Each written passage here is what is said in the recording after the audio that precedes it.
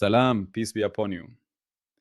My name is Mohammed Layiq Sediqi, the father of Holophase. Part 63: Common Misunderstandings. Clearing the philosophical trapdoors. Remember the language we are learning. There is one field, phi, the holophase, one continuous cyclic movement from which all of reality unfolds. When phi begins to change, its first derivatives appear, and with them, the three dimensions show themselves at once: time as omega, space as k, and motion as v, built from both. Every higher derivative is a finer question about how phi changes, and each one casts three shadows together: a time shadow, a space shadow, and a motion shadow. These echoes mix and weave into one another, forming the patterns we call fields, particles, bodies, thoughts, and worlds. In this picture, everything that exists is a living tapestry of phi, endlessly echoing through its derivatives and their dimensional shadows.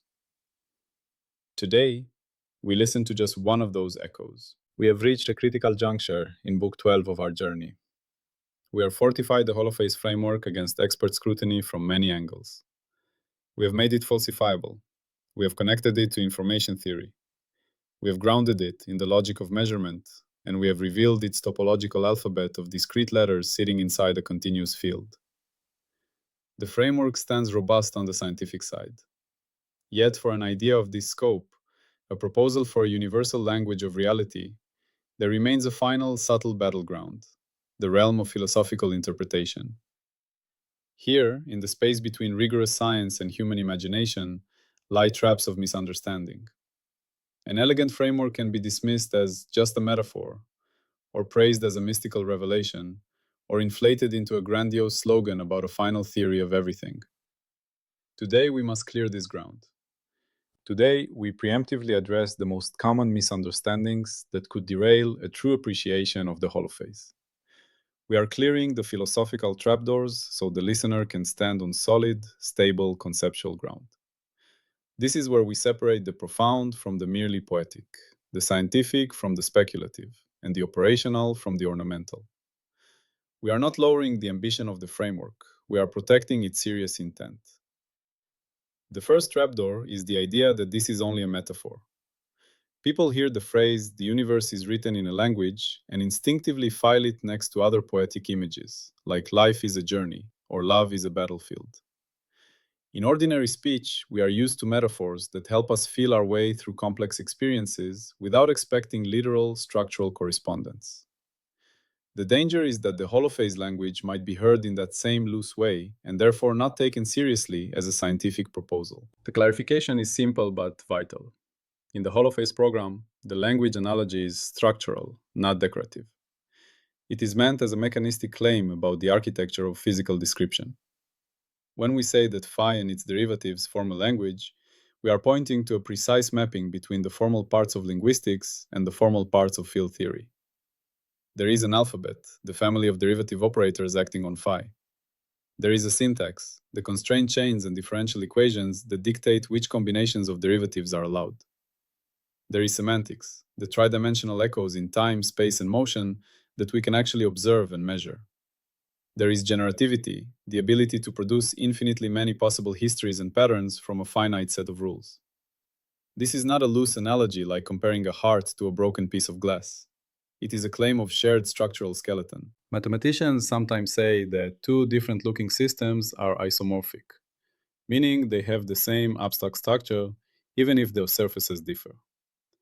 The holophase claim is that the structure of phi plus derivatives plus constraint chains is isomorphic, in a deep way, to the structure of a generative language. We use the well-studied machinery of linguistics to talk about physics, not because we are trying to decorate physics with pretty words, but because both domains share the same kind of underlying architecture. When this is understood, the first trapdoor closes. The listener no longer thinks, "nice metaphor, but so what?" and instead hears, This is a serious proposal about how physical law is organized. The second trapdoor is the suspicion that this is mysticism or panpsychism dressed in technical clothing. The moment someone hears that there is one field from which thoughts and worlds emerge, warnings go off. They may imagine that we are saying every rock has consciousness, or that phi is some spiritual substance beyond physics. The Holophase language can be misheard as a religion of oneness instead of a research program. Here, the clarification must be firm. The Holophase is ontologically unitary, but empirically mechanistic. We are making a claim about the substrate, not about universal subjective experience. The claim that there is one field, phi, is like the claim in quantum field theory that electrons are excitations of a common electron field, or that photons are excitations of the electromagnetic field. It is a proposal about what the furniture of the universe is made of when we describe it mathematically. The holophase extends this logic to a more unified picture, but it stays within the ordinary scientific habit of positing fields and testing whether they successfully account for observations. When we speak about thoughts, feelings, and inner life arising from patterns in phi, we are taking a physicalist stance. We are not saying that phi is inherently conscious in every one of its configurations. We are saying that certain highly structured, delicate, recursive braids of derivatives inside neural and biochemical holophase branches may correspond to or constitute conscious experience. That is a hard, open scientific question. But nothing about the framework requires us to treat every grain of sand as a subject. The holophase is a candidate physical substrate, not a mystical spirit. The third trapdoor is the idea that this must be a grand theory of everything, in the naive sense. A single magical formula from which every detail of the universe can be derived by sheer cleverness. When we talk about a universal language of reality, it is easy for people to imagine a final equation engraved on a cosmic tablet. That image carries both fantasy and backlash. Some people are excited by the idea of total explanation. Others are rightly suspicious of grandiose claims. The clarification is that the holophase is a framework for encoding and organizing theories, not a replacement for all the models scientists currently use. It is better understood as a meta-language rather than a single final sentence. In human affairs, grammar does not tell you the content of every possible novel, but it tells you how any valid sentence must be put together. Similarly, the holophase gives a set of rules about how lawful patterns must be built from phi and its derivatives, but it does not, by itself, hand you the specific equations for fluid turbulence, protein folding, or planetary climate. Those must still be discovered, tested, and refined. In that sense, the holophase plays a role similar to that of mathematics in physics. Mathematics is universal in its expressive power, yet no one confuses there exist real numbers and differential operators with we have already solved every physical problem. The holophase extends and focuses the mathematical apparatus toward the specific question of how change, structure, and motion are encoded. But it is still a language, not a completed encyclopedia. Its universality is about scope, not about already having all answers. The fourth trapdoor is a misunderstanding of the word universal itself. When you hear universal language, you might imagine something that knows and explains everything, or something that applies equally well to art, ethics, and cooking recipes. The holophase meaning is more modest and more precise. Universality here means that any physical pattern that unfolds in time, occupies space, and involves motion can, in principle, be represented as a configuration of phi and its derivatives. It is a universality of domain within the physical world, not an assertion that we have a language for every possible human topic, or that the framework abolishes philosophical wonder. This universality also does not mean ease. In practice, finding the correct phi field for a messy phenomenon, figuring out which derivatives matter, and writing down the right constraint chains is a demanding task. For simple waves on a string, the mapping is straightforward. For a living adapting cell, the mapping is immensely complex.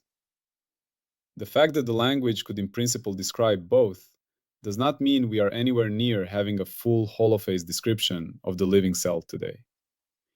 Universality is potential, not completion. The fifth trapdoor is the accusation that, at the end of the day, all of this is elegant philosophy without real teeth. Someone might say, this is just a nice way of talking about what physics already does. Where are the new predictions, the hard numbers, the failed or past experiments? Here, the only honest reply is to point back to the entire apparatus of Book 12. The Holophase program has been consciously built to meet the standard of falsifiability. It demands multimodal tests. It introduces specific experimental gates. It insists that every poetic sentence be tied to a practical protocol. The triunity principle itself, the rule that every physical property should have time, space, and motion echoes, is already a methodological discipline. It prevents us from building one-dimensional theories that only predict a frequency spectrum without predicting spatial mode shapes or flow patterns. When you apply this discipline in optics, fluid dynamics, or condensed matter, you generate predictions that can be checked in the lab with interferometers, cameras, and velocimetry tools. When you demand that topological charges be conserved under smooth evolution, you invite direct falsification by vortex counting, flux measurements, and Hall plateaus. When you connect channel capacity and thermodynamic bounds on information erasure to Phi's derivative structure, you ask for experimental confrontation in communication systems and computation hardware. At this point, it becomes clear that the philosophical clarifications are not decorations around a vague mystical core. They are the guardrails that keep a bold, test-driven research program from being misread. They mark the border between legitimate scientific ambition and the kinds of claims that wander into unfalsifiable speculation. Even at the level of words, the triunity appears again. Many misunderstandings come from flattening the holophase into a single dimension. Calling it a metaphor collapses it into mere language. Calling it mysticism collapses it into pure interior experience. Calling it a grand theory of everything collapses it into a single equation. The correct view keeps all three strands present. The holophase is a mathematical structure, with the tight discipline of differential operators and jet bundles. It is a physical generator of real dynamics, with echoes in time, space, and motion that you can point instruments at. And it is part of a human scientific practice, full of experimental designs, statistical tests, and reproducible protocols. None of these strands can be dropped without misunderstanding the whole. Now, how can you personally avoid these trapdoors as you continue this journey? You can cultivate a simple habit of questioning your own interpretations. When you hear the word language in this context, pause and ask yourself whether you are hearing it as a loose metaphor or as a technical term. When you hear one field, check whether you are drifting toward thinking of it as a mystical ocean of awareness or as a proposed physical substrate. When you hear universal, ask whether you are imagining omniscient explanation or simply unlimited expressive capacity over the physical domain. When you hear echo, try to identify the concrete time, space, and motion aspects in the example being given. By repeatedly returning to these clarifications, you become a guardian of conceptual precision, both for your own understanding and for anyone you later share these ideas with. You will be able to gently correct someone who dismisses the holophase as just poetry by explaining the structural analogy. You will be able to reassure someone wary of mysticism that the framework remains grounded in testable predictions. You will be able to temper someone overly excited about final theories by reminding them that this is a meta-language, not a miracle equation. When we return finally to Phi itself, we do so with a new sense of sobriety and respect. Phi is not a word meant to impress. It is the placeholder for a specific mathematical object, a field whose properties are laid out in equations and whose consequences are subjected to experiment. The beauty of the holophase idea does not lie in grand slogans, but in the quiet strength of a coherent story that runs all the way from ontology, through mathematics and measurement, to concrete experimental tests. Clearing away philosophical trapdoors is part of honoring that strength. There is another subtle trapdoor that often appears when people hear about a single underlying field and the language of derivatives. They may conclude that the holophase picture implies absolute, rigid determinism in a way that leaves no room for novelty, creativity, or genuine complexity. If everything is just phi obeying fixed rules, they say, then the universe is already written in stone. From this view, talk of emergent behavior or open futures seems like an illusion. The clarification here is that a single lawful substrate does not mean trivial or predictable outcomes. On the contrary, the more coherent the underlying language, the more room it has for intricate, surprising sentences. A simple alphabet and grammar can generate libraries of novels that no one could foresee word for word. In the same way, phi obeying stable constraint chains can generate chaotic weather, turbulent flows, biological evolution, and human culture, all of which are practically unpredictable in detail, even though they arise from lawful dynamics. Deterministic does not mean dull, and lawful does not mean closed. The Holophase invites us to see that deep regularity is the very condition that makes rich complexity possible. Closely related is the trapdoor of reductionism misunderstood.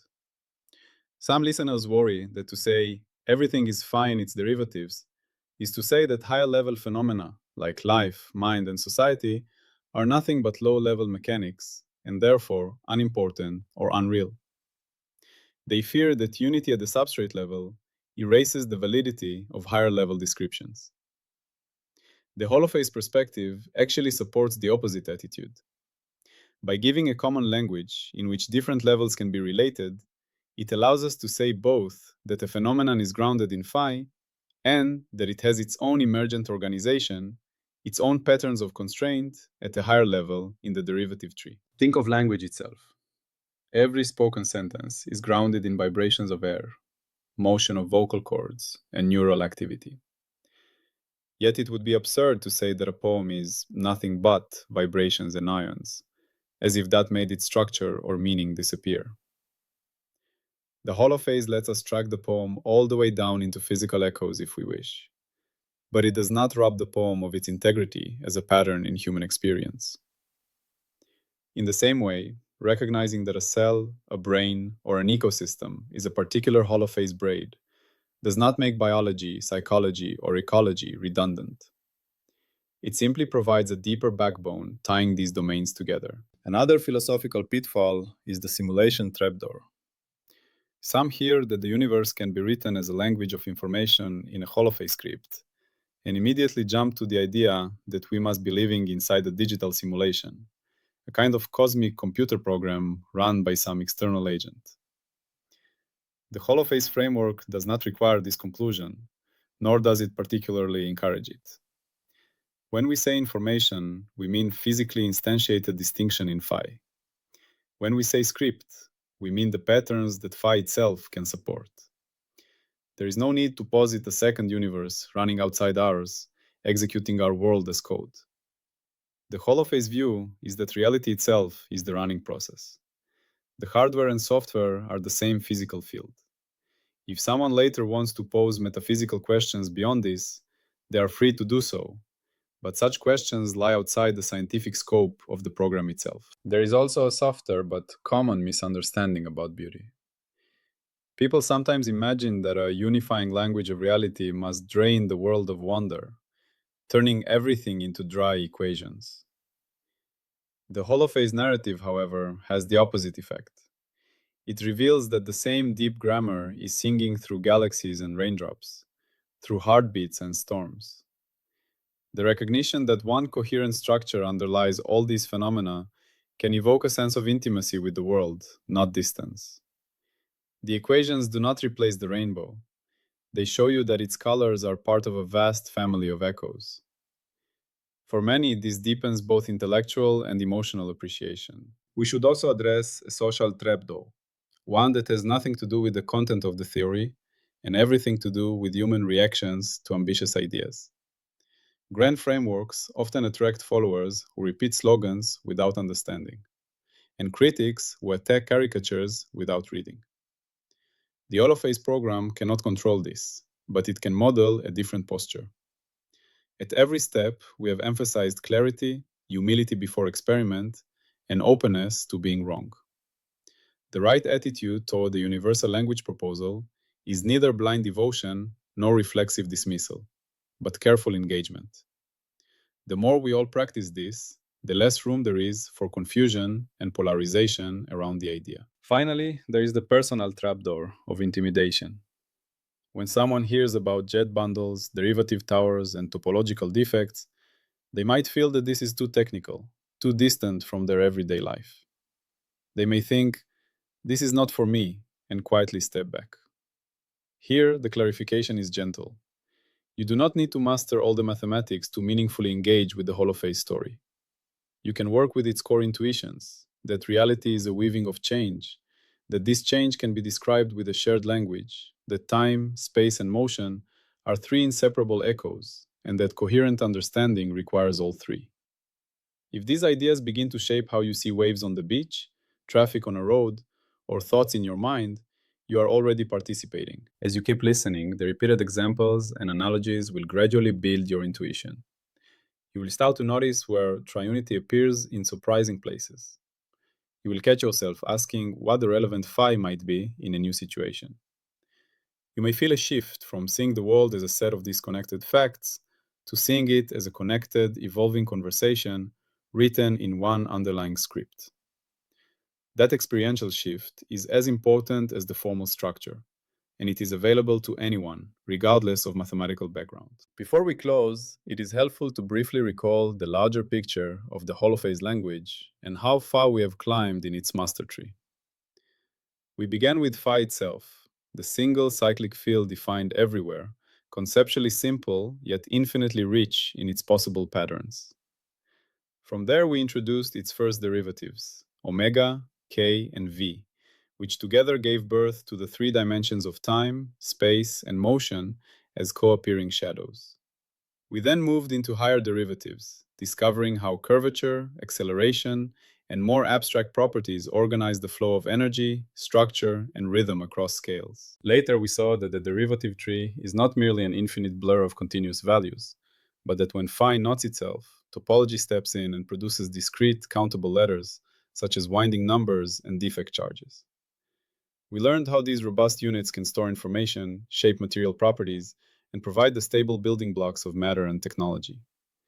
We linked the whole structure to information theory, showing that derivatives act as compressed predictive codes, and to measurement theory, showing how instruments translate echoes into numbers. We framed everything within falsifiable experimental gates that keep the proposal honest. Now, with philosophical trapdoors named and cleared, the master tree stands before you not as a hazy symbol, but as a navigable atlas. Each branch represents a family of derivatives, each leaf a specific physical property, each fruit a concrete phenomenon. You know that this tree grows from a single root, phi, and that its growth is constrained and guided by the grammar of the Holophase language. You also know that our climb is far from over. There are branches we have only glimpsed, regions where our current equations are rough sketches rather than precise maps. That is part of the adventure. As you step out of this part and into whatever comes next, you carry a refined lens. You are better able to distinguish between profound unity and vague mysticism, between technical language and loose metaphor, between universal scope and overblown promises. You can appreciate the ambition of the Holophase program without confusing it with finality. You can celebrate its beauty without surrendering your critical thinking. In short, you are now prepared to accompany this idea into deeper territory without falling through the philosophical trapdoors that so often swallow big ideas.